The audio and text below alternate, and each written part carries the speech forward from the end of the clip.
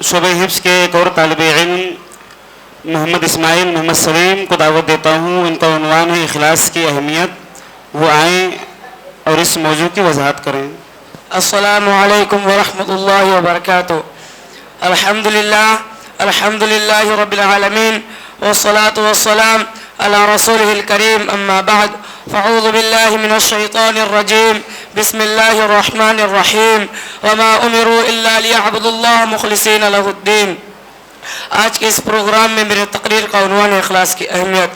इस्लाम में इबादत को सिर्फ और सिर्फ अल्लाह के लिए अंजाम देने का हुक्म दिया गया है। नमाज हो या रोज़ा, ज़कात हो या हज, किसी भी इबादत में अगर हमारी नीयत अल्लाह को खुश करने के बजाय कुछ और हो तो वो इबादत ना सिर्फ बेकार साबित होगी, उल्टा वो हमारे लिए वबाल बन जाएंगी। एक हदीस में सरदार दो जहां सल्लल्लाहु अलैहि वसल्लम इरशाद फरमाते हैं, जिसने दिखावे के लिए नमाज पढ़ी उसने शिरक किया, जिसने दिखावे के लिए रोज़ा रखे उसने भी शिरक किया। गौर कीजिए मेरे भाइयों, दिखावे की नमाज और रोज़ा को शिरक से ताबीर किया जा रहा है, क्योंकि इबादत जब अल्लाह के लिए हो तो उसमें किसी बंदे को शरीक करने का मतलब ये कि हमने उस इबादत में उसको भी शरीक कर लिया। बुखारी शरीफ की पहली रिवायत जो इमाम बुखारी ने नकल की है, इन्नमल आमालु बिन्नियात, सारे अमाल का दारो मदार नीयत ही पर है। अगर नीयत सही है, अल्लाह को खुश करने का मकसूद है तो सवाब भी पूरा मिलेगा। अगर नीयत किसी को दिखाना है, रिया और नमूद है तो हमें अपने अमाल की खैर बनानी चाहिए।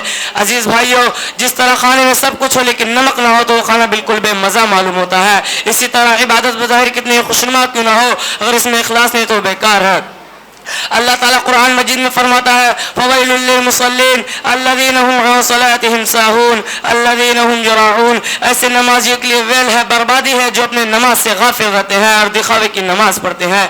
एक हदीस में अल्लाह के रसूल सल्लल्लाहु अलैहि वसल्लम फरमाते हैं, क़यामत के दिन सबसे पहले जिन लोगों का फैसला किया जाएगा उनमें से एक शख्स वो होगा जो शहीद हुआ होगा। उसको लाया जाएगा, अल्लाह ताला उसको अपनी नेमतें याद कराएगा और वो याद भी करेगा। अल्लाह ताला फरमाएगा, तूने इन नेमतों का क्या किया? कहेगा मैं तेरी राह में लड़ता रहा, यहाँ तक कि लड़ते लड़ते शहीद हो गया। अल्लाह ताला फरमाएगा, कज़बता, तू झूठ बोल रहा है, तू सिर्फ इसलिए लड़ता रहा ताकि लोग तुझे बहादुर कहे और तुझे बहादुर कहा भी गया। अल्लाह ताला इस शख्स के बारे में फरिश्तों को हुक्म देगा, वो उसे घसीटते हुए जहन्नम में ले जाएंगे। फिर वो शख्स लाया जाएगा जिसने इल्म दीन सीखा था और सिखाया, कुरान का कारी था। अल्लाह ताला उसको अपनी नेमतें याद कराएगा, वो याद भी करेगा। अल्लाह ताला फरमाएगा, तूने इन नेमतों का क्या किया? कहेगा मैंने इल्म सीखा और सिखाया, तेरे लिए कुरान पढ़ा। अल्लाह ताला फरमाएगा, कज़बता, तू झूठ बोल रहा है, तू सिर्फ इसलिए इल्म सीखा ताकि लोग तुझे आलिम कहे, तो कुरान सिर्फ इस मकसद से पढ़ा ताकि लोग तुझे कारी कहे और तुझे आलिम और कारी कहा भी गया।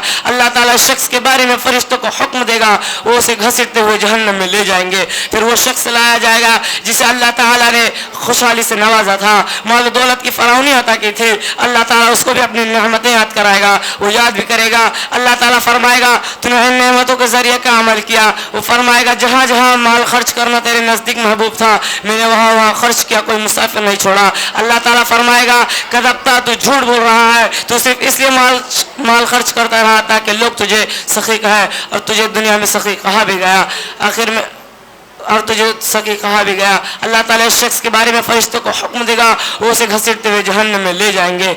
आखिर में अल्लाह से दुआ है, अल्लाह रब्बुल आलमीन हम तमाम मुसलमानों को नेक काम इखलासी नियत के साथ करने की तौफीक अता फरमा। व आखिरु दावाना अनिल हम्दुलिल्लाहि रब्बिल आलमीन। वस्सलामु अलैकुम व रहमतुल्लाहि व बरकातुहू।